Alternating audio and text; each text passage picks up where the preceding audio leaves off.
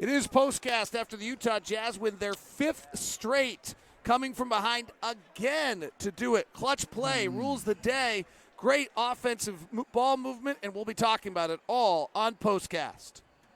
Postcast is brought to you by the store at 6200 South and 20th East, as well as located at the Gateway right across from the Children's Museum. All your holiday shopping needs can be taken care of, plus 900 South and 100 West. The Jazz win it tonight over Charlotte, coming from behind. They got the fourth quarter offense done. They got the defense they needed. They just did it in the old kind of clutch way that they've been winning all of these games. And, Ron, what'd you see tonight? Well, I saw some courageous play there by the Jazz, overcoming a guard line that was just on fire there in the first half. And as Joe was saying in that little post-game show, that you have to find ways to slow players down. And I'm glad they made a point to do just that. I mean, make some tough shots. I mean, the question I had for him at 6'8", not the quickest guy in the world, do you get tired of just chasing these guys? And that's what it boils down to. But they did a good job in that second half of slowing that speed down. I think Joe's length is actually a bigger deal than we give him credit for. We all talk about how he's not that great defensively, but he really is, because at 6'8", he causes a lot of people trouble with his length. And without having the speed, you're absolutely right, because and then you have to he's been in the league long enough to be smart enough to do certain things out there on the floor just to slow guys down. But he's very effective, that's for sure. Ended up playing 35 minutes tonight. The night starts with Rudy Gobert notching 11 points. Did I say 35? I meant 38. 38. Yeah. The night starts with the Jazz starting the night with Rudy Gobert going 11 of 10 Rudy Gobert getting 11 points and 10 rebounds in the first quarter, a double-double in the first quarter, exploiting the Hornets' defense early in that fashion, and then exploiting the defense differently as the night went on. It really did. Then it started to open up the three-point shooting for the Jazz, and you could see that Bojan started to get hot. Donovan Mitchell didn't. He was 1 for 3 from the three-point line, but you could see that Bojan got up 9, Joe Ingles got up 8, and so that really worked. As far as Rudy effectiveness in that first quarter made the things a little easier.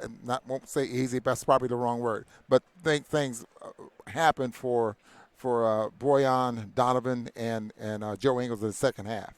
The biggest number to me tonight, 25 catch-and-shoot opportunities. If you've been listening to us all year long, there have been certain things we've been talking about. This is the best catch-and-shoot team in the league. Can they get catch-and-shoot opportunities? They weren't early in the year.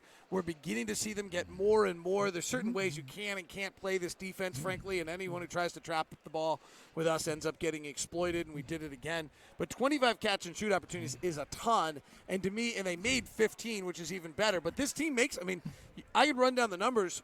The worst catch-and-shoot guy who takes catch-and-shoots is Jeff Green at 37%. That's the worst. Everybody else is over 40%.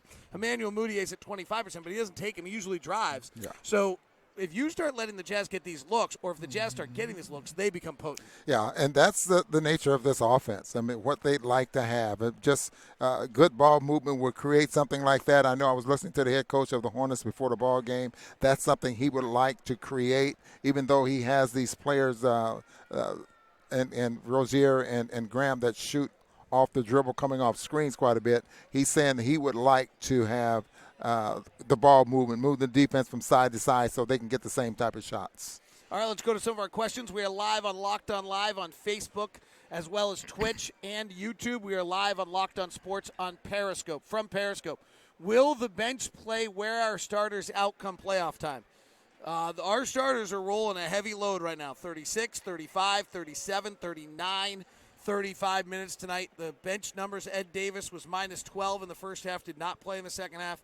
George Niang was minus 10. Jeff Green was minus 7. Emmanuel Mudiay is playing 21 minutes, was great. Without Mike Conley, without Mike Conley, it is a legitimate concern of how much our starters are having to play right now. Yeah, you're absolutely right, because if Conley was there, then that means Mudiay and Conley are going to share some minutes. Mudiay, I think, is going to demand a few more minutes here, as the season goes on, especially if he plays the way he's playing right now.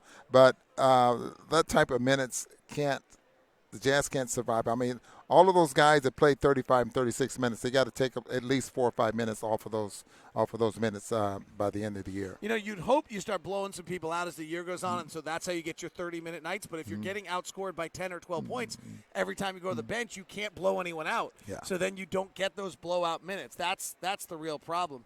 Matt James says, play the rookies, play Exum. It's so much more complicated than that.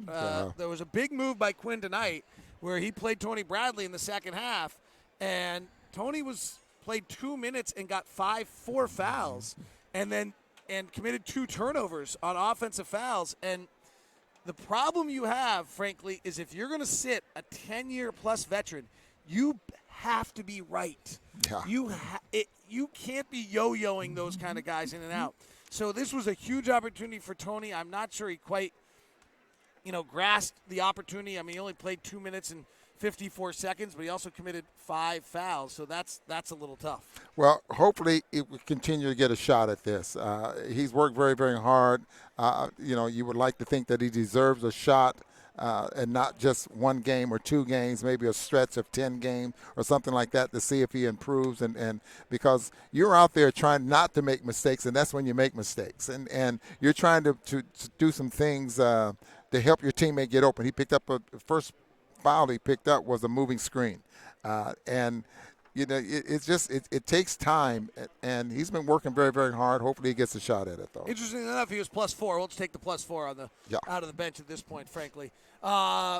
Rudy great in offense and defense. Emmanuel and Royce great win for the Jazz at Charlotte. Another come from behind from Periscope over at Facebook.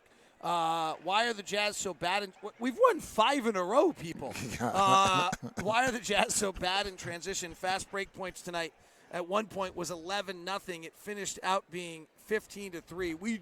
We do live in the half court. We do not get out and run. We only had 3 fast break opportunities.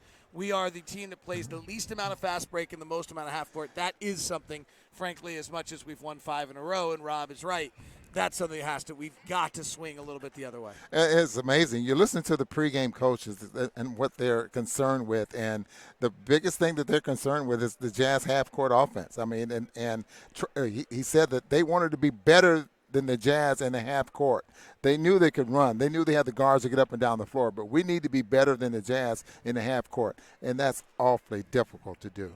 Well, the Jazz shoot 50% from 3 in the half court. I mean, it's kind of, there's a little bit of this, hey, our offensive rating was probably a 120 plus tonight. So we can complain that you need to be in transition more, but when you're executing at this level in the half court, you get 25 catch and shoots. You end up shooting 17 of 34 from 3. Then you end up living in the half court. Yeah. And frankly, I do think there's something to the more we play in the half court, the better we are defensively, because we wear you out offensively and we wear you down as the game goes on. When we're out running a lot, I feel like we get suckered into the running game and then we're not as good defensively. Well, I kind of like pushing the ball up the floor. So even if we work the half court game as much as you like, I like pushing the ball up the floor because I like that extra 2 or 3 seconds you have. Especially the way the Jazz like to use the half-court game, So when they walk the ball up the floor and they barely get it over the timeline with 16 seconds on the clock, they get into their offense maybe at 13. That's for the type of ball movement they like to use. I'd like to have those extra 2 or 3 seconds by pushing the ball up the floor a little more. Well, our last 2 people say, one on Facebook says, can't argue 5 wins in a row, and one on Periscope says 5 in a row against 500 or minus teams. Well, if you lose those, then what?